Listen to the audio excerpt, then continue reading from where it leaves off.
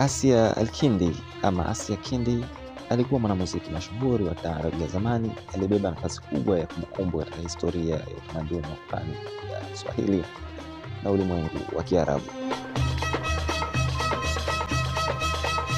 Asia Kindi alizaliwa Zanzibar akiwa na asili ya Kiarabu wa Kioman, huku familia yake ikiwa na mizizi mikubwa kisiwani Pemba.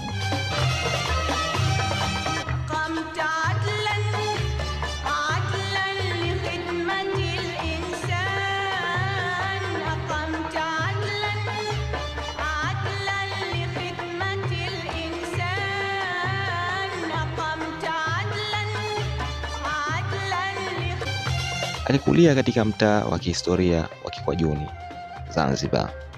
Katika miaka yake ya baadaye, alihamia Oman na kuchukua uraia wa Sultan wa Oman.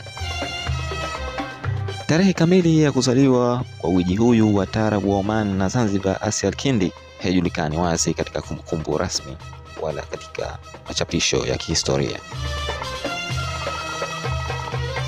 Hata hivyo, watu wake wa karibu wanadai kwamba alizaliwa mnamo mwaka 1965, mwaka mmoja tu baada ya mapinduzi ya Zanzibar. Ijapokuwa muziki wake ulijikita sana katika misingi ya taarab, kazi zake zilichanganya kwa nguvu taarab ya Kiarabu na midundo ya Kioman. Wapenzi wake wa muziki walikuwa wakilinganisha sauti yake yenye nguvu na hisia nzito na ile ya diva maarufu wa Misri, Kulthum.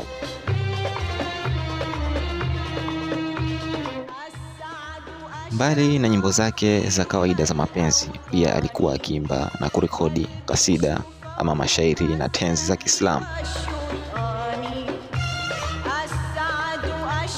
Umaarufu wake ulipata kujulikana pale nyimbo zake zilipokuwa zikisikika katika vipindi vya mchana vya redio Zanzibar miaka ya 70 na 80.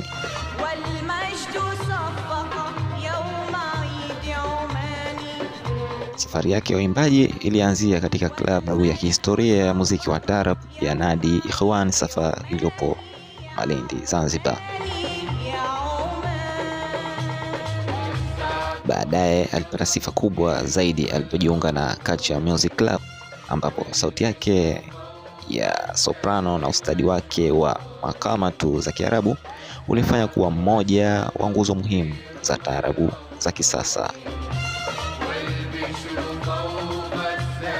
Baadaye umaarufu wake Asia ulivuka bahari ya Hindi pale alipohamia Oman. Katika miaka ya 80 na 90 aliwahi kutumbuiza mbele ya Sultani wa Oman, Sultani Qaboos, huku akiunganisha tamaduni za muziki wa Kiswahili na wa Kiarabu kupitia nyimbo zake maarufu kama ile ya Isal Al-Qalb. Miongoni mwa matukio yake makubwa ya kihistoria ni ile ziara yake maarufu ya kurejea Zanzibar mwaka 1989.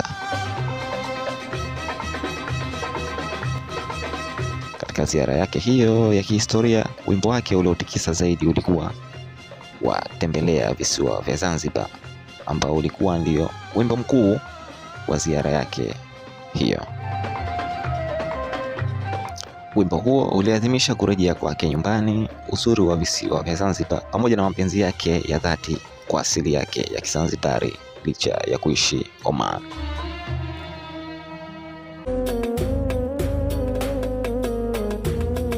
Makala haya yameandikwa na kusimuliwa na Said El Busaid. Endelea kufuatilia makala mengine kwa wakati mwingine. Karibuni.